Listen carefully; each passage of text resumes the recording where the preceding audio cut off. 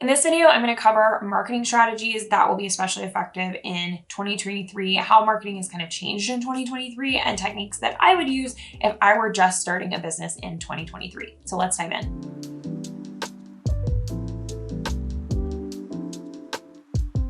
Hi everyone, I'm Laney. I like to teach people how to start and run successful creative businesses, and I would do so much differently if I were just starting my business now in 2023. I started my business in 2014, so things were very different. And for instance, Instagram was a really big part of my success as I was growing as a business. However, you might be thinking Instagram is really hard these days. It's not necessarily the best place to go. And that's not where I would start if I were starting a business right now. An important lesson for business owners is that platforms are going to come and go. There won't always be a single platform that's really popular that persists throughout the entirety of your time as a business owner. There's only one platform that's retained its popularity throughout my entire time in business, and I'll talk about that one in a minute. But when we think about something like Instagram, it may have been really popular 6-7 years ago. It may have been pretty easy to go viral and grow there, but things have changed. That's not to say you shouldn't ever use Instagram or shouldn't do anything on Instagram, but it wouldn't be the leading platform that I would start with.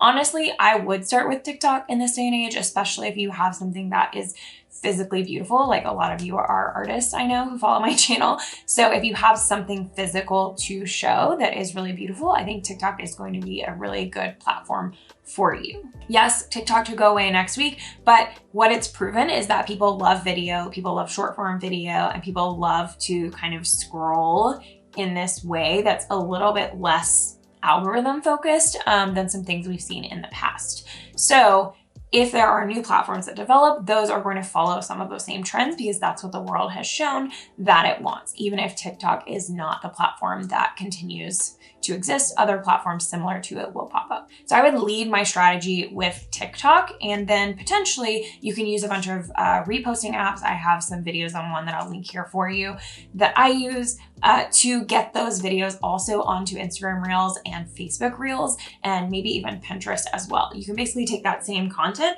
and repurpose it to other places. But by starting with TikTok, you're gonna get the best results on TikTok. And you're also going to learn that platform and kind of be leading with the strategies that are gonna work best on that platform. Another platform I would definitely check out, it's less tested and true, but it did start monetizing this month, is YouTube Shorts. And you can use those same videos and repurpose them to YouTube Shorts. One thing I found is that YouTube Shorts can tell if you're posting from a different platform. So I would always kind of download that video individually and then natively upload it to YouTube Shorts as opposed to using a repurposed platform. If it's the only thing you can make time for, totally do it. It's better to get it up and running than nothing at all. But YouTube Shorts seems to kind of notice when you've used an API to repost from a different platform, and it makes a big difference in your results. They really want to value that original content, even if it's not technically original, just uploaded natively. But in general, YouTube Shorts is going to be a great platform. It's also easier to monetize. So if your goal is to kind of monetize your content creation, that's kind of different than how I usually am speaking to artists who are monetizing other things, but using the marketing to monetize their products. So if your goal is to monetize the actual content creation, definitely YouTube is still kind of reigning supreme in paying you for time, effort, views, etc. However, YouTube may or may not be the best platform if you're trying to monetize products on the back end. I use it to monetize all the courses and products that I sell, and it works really well, but that might not work as well depending on what your business is. What you're probably noticing is that short form video is really just crushing the game these days. So if you're resistant to video, I just have to tell you kind of bad news that in 2023, video is supreme as far as marketing. I have another video that is 10 ideas for artists, and some of these are not always like sharing your face, speaking like this, setting up a whole camera and lighting and all of that. You can do some that are a little bit easier, but you should get familiar with filming videos and filming yourself in your process and doing voiceovers at the very least to kind of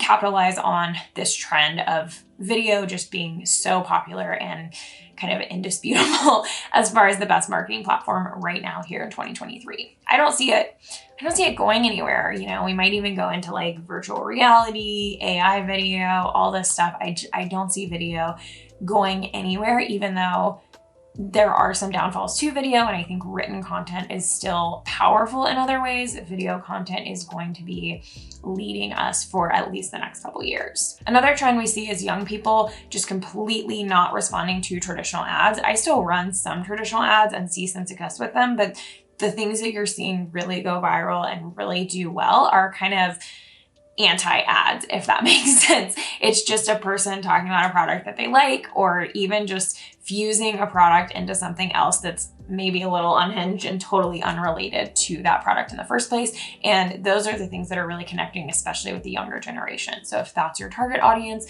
you're gonna find that you need to think more creatively about how you do those ads and how you kind of market your products. A lot of times people don't want you to even say, hey, you can go buy this. They want you to show it to them. And if they want to use it, they'll ask you where to buy it, but they don't really want anyone to be actively selling to them.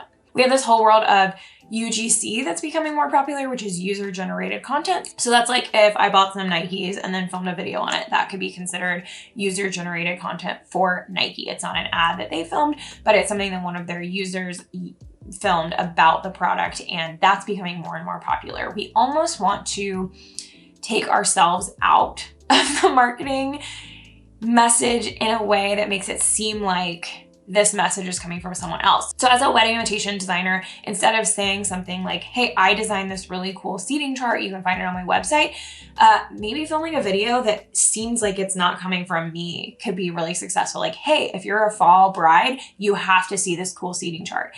It's not necessarily me claiming that I didn't make it, but it's not me directly saying you need to buy this thing from me. It's coming from this perspective of, if you're a bride, you should check this out. And anyone really could have filmed this video. It could have been a guest at the wedding who saw it and loved it. It could have been another bride. It could have just been anyone.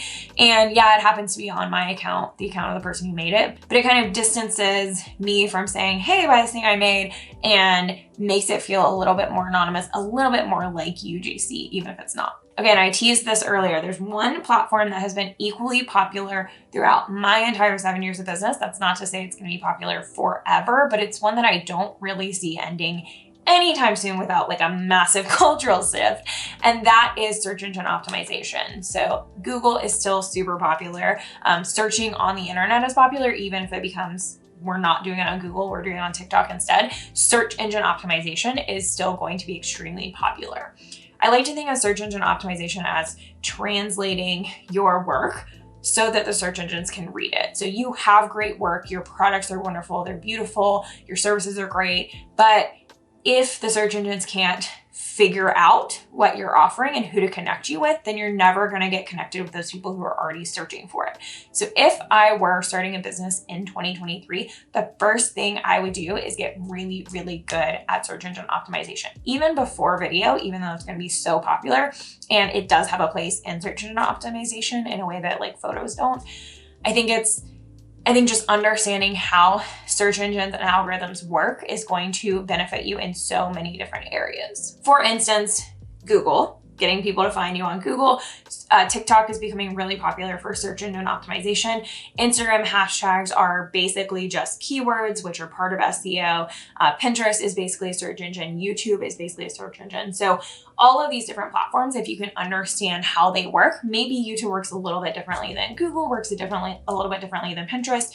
But if you can understand the underlying techniques to like doing that keyword research and finding out what's popular, and then putting it in your meta descriptions, your alt text, your captions, making sure you're using the keywords that are popular and that are going to get you found in that way, then you're going to be so much more successful than people who are just putting out content and not thinking about how it's actually going to get picked up by the search engines. So if I haven't convinced you on SEO enough, there are a few things I love about it. First of all, it's generally free. Yes, you can pay people to do the actual optimization for you, but it's not something paid. It's all completely organic.